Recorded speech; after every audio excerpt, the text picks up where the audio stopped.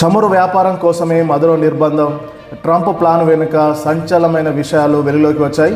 Venezuela అధ్యక్షుడు Nicholas మదురోను America నిర్బంధించి అమెరికాకు తరలించిన సంగతి తెలిసిందే. ఆయన అదుపులోకి తీసుకున్నాక ట్రంప్ మీడియాతో మాట్లాడుతూ ఆసక్తికరమైన వ్యాఖ్యలు చేశారు.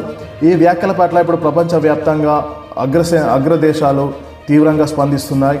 వెనిజులాలో చమురు వ్యాపారం అస్తవ్యస్తంగా మారిందని, అందుకే అమెరికాలోని పెద్ద కంపెనీలు అక్కడికి వెళ్ళి మౌలిక సదుపాయాలు అందిస్తాయని తెలిపారు. మొత్తంగా వెనిజులాలోని చమురు రంగాన్ని తమ కంట్రోల్లోకి తెచ్చుకునేందుకే ట్రంప్ మదురోను నిర్బంధంలోకి తీసుకున్నట్లు ప్రపంచ దేశాలు భావిస్తున్నాయి.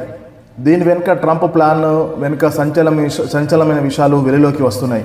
వాస్తవానికి వెనిజులాలో 30,300 కోట్ల బ్యారెల్ చమురు నిల్వలు ఉన్నట్లు అధికారులు గుర్తించారు. మొత్తంగా చూసుకుంటే ప్రపంచ చమురు నిల్వలలో 17% నిల్వలు ఒక వెనిజులాలోనే ఉన్నట్లు అధికారికంగా ఇవి గుర్తించారు. అయితే అక్కడ రోజుకు 11 లక్షల బ్యారెళ్ల ముడి చమురును మాత్రమే వెనిజులా బయటికి తీయగలుగుతుంది.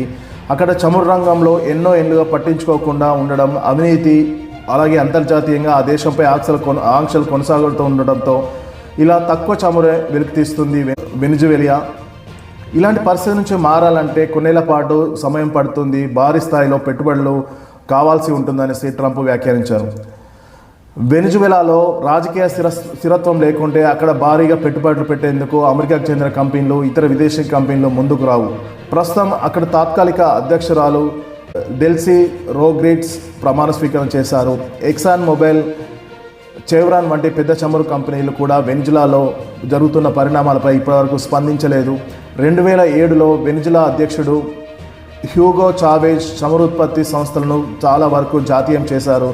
దీంతో ఎక్సాన్ మొబిల్, కోకో ఫిలిప్స్ వంటి కంపెనీలు ఆ దేశాన్ని విడిచి వెళ్లాల్సి వచ్చింది. మరోవైపు వెనిజులాలో రాజకీయ పరిస్థితులు బాగుపడి సుస్థిర సర్కారు ఏర్పడ్డాక తమ వ్యాపారాలకు భరోసా ఇస్తే పెద్ద కంపెనీలు పెట్టేందుకు ముందుకు వస్తాయి. వెనిజులాలో ముడి చమురుకు భారీ స్థాయిలో వెలికి తీయడం, అలాగే రష్యాపై ఒత్తిడి పెంచడం కోసం ఇది ఉపయోగపడుతుందని అమెరికా భావిస్తుంది.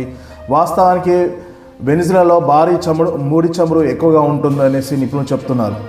డీజిల్, ఆస్ఫాల్ట్లు భారీగా వాడే ఇతర ఇంధనాలను ఉత్పత్తి చేయడం కోసం భారీ ముడి చమురు అవసరమవుతుంది. ఇప్పుడు ప్రపంచవ్యాప్తంగా డీజిల్ కొరత ఉంది. వెనిజులాలో భారీ ముడి చమురును వెలికితీతను అమెరికా బయటికి తీయగలిగితే ఐరోపా, ఇతర దేశాలు రష్యా నుంచి కొనుగోలు చేయడం ఆపేయవచ్చు.